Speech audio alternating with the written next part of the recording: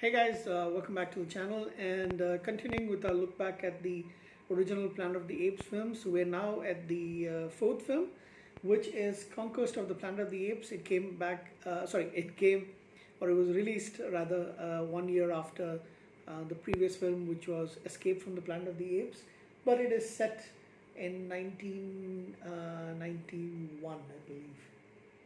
1991, 1993. 1991, yes.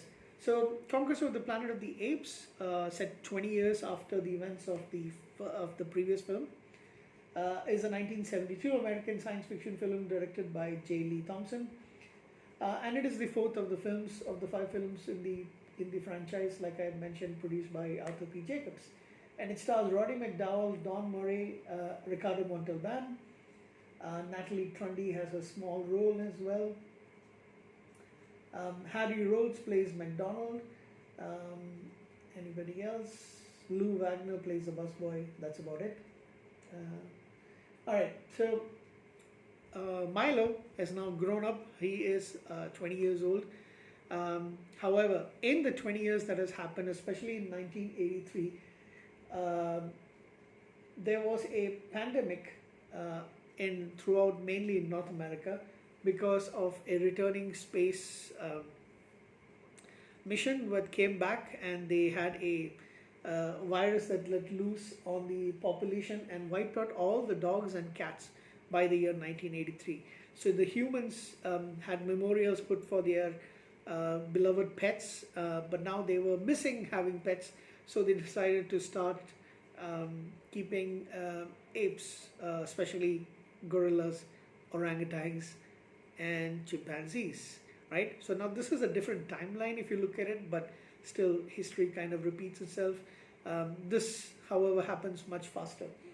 So they have also become police states, even though there's a lot of technology wise. It even looks very different from what we will definitely know to be 1991, but it looks very different, and they have all these police states, a lot of military around. But by 1991, what happened is, a few years after the apes were taken as pets, humanity, the governments basically discovered that these animals are much smarter, and because they can stand almost upright at this point, they can be used for doing menial labor. So you can see them serving drinks in restaurants, cooking food in hotels and restaurants, cleaning up garbage, cleaning the streets, doing errands for people, and almost everybody wants an ape of their own to keep as servants. Basically, they're no longer pets; they're servants. So you can see them serving people in cafes, lighting their cigarettes, cleaning up the plates, serving food, serving drinks, going and running errands by buying things for them, getting stuff from the library, as you see Lisa, one of the chimps, doing it. So unfortunately, it has become very difficult for Milo, who is now called Caesar, to escape detection. So they're very careful about it. So Armando brings him to one of the cities to distribute flyers for the circus arrival, but he has to pretend that the ape, he isn't as intelligent, and he cannot speak. So they pretend to do that. However, during one of the cruelty acts done by the police against one of these apes that does something wrong, Milo loses his temper and calls them savage humans. Bloody savage humans, something like that, bastard savage humans, something like that. And Armando's got to pretend it's actually him. He runs away with Caesar actually leaves, and excuse me, Caesar actually runs away, and so he is told, Armando catches up with him and tells him, like, okay, you need to pretend, if in case something happens, you need to pretend to be a regular ape. There is a shipment of some apes coming in, so just go and hide among them and pretend that you're just taken in from one of the newest arrivals.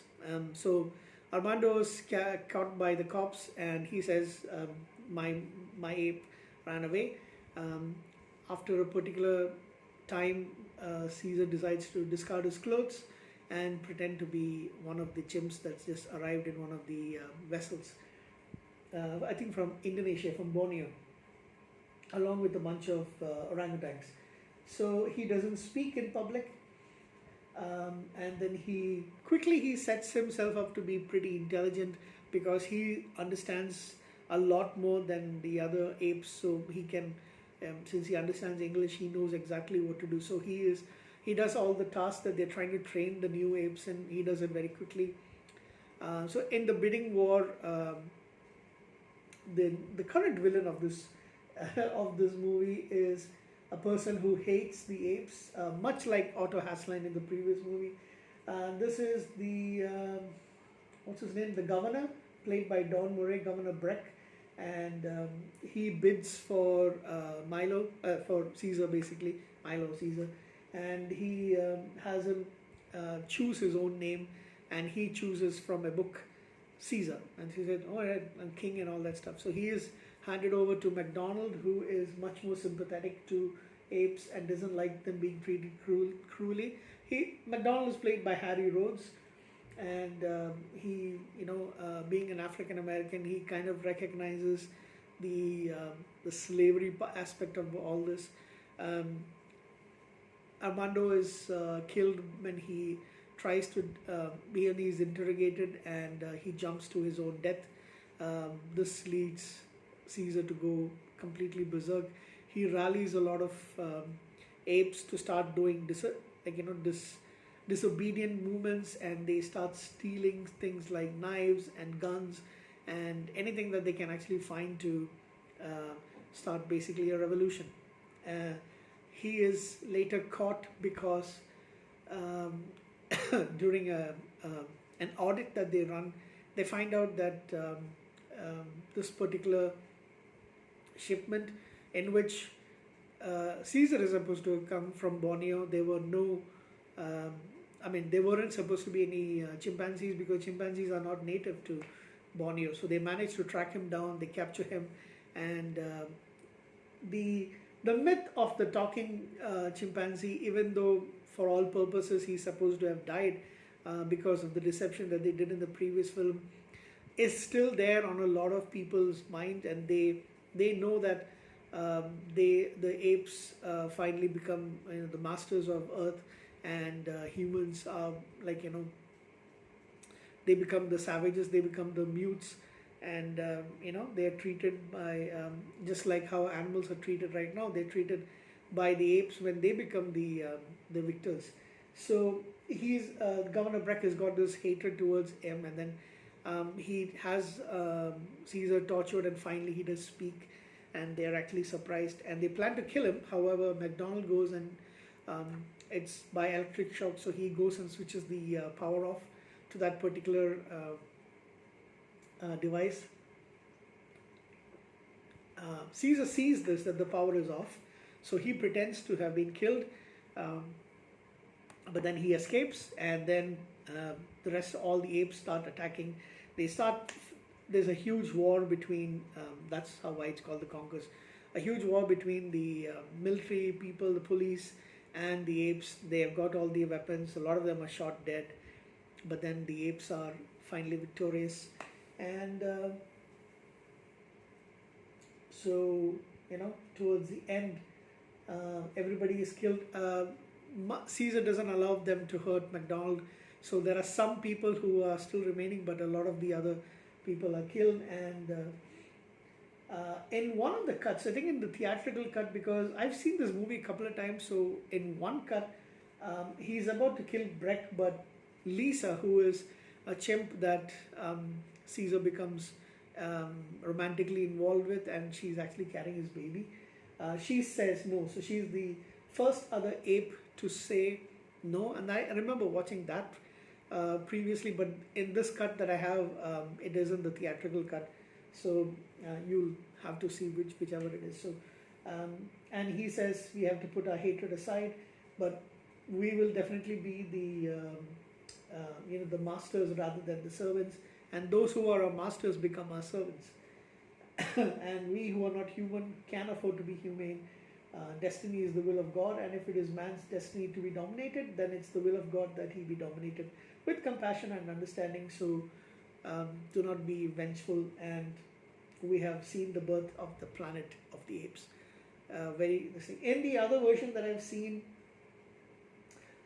he has Breck executed. However, there's a big dialogue scene over there as well. He tells him to be merciful.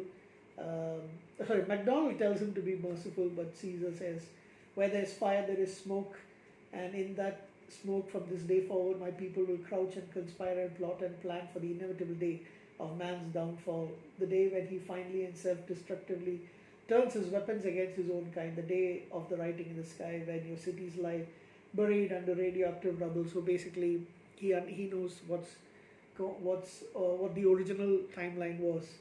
When the sea is a dead sea and the land is a wasteland out of which I will lead my people from their captivity, and we shall build our own cities in which there will be no place for humans except to serve our ends, and we shall found our own armies, our own religion, our own dynasty, and the day is upon you now. So that's the version that I actually saw, in which Breck is killed, but in the second one he isn't killed. So this sets the final movie, which is the battle for the Planet of the Apes. This movie was made on a budget of 1.7 million and made 9.7 million at the box office. Like I said, this is my fourth favorite of the film. I will give this a 7.5 out of 10, or maybe it definitely is a 7.5. I think it's a very good successor, but it isn't as good as the previous films. That's the only thing that I have to say. I really like the I think I prefer the other version rather than the theatrical cut. So the one that's on the DVD that I watched today. So anyway, that's it. The apes are now masters. They're going to take over the planet much sooner than what happens in the original timeline. But because they went back in time to 1973, this is what happens. So that is basically Conquest of the Planet of the Apes. So she'll see you again in another review coming up pretty soon. Good night.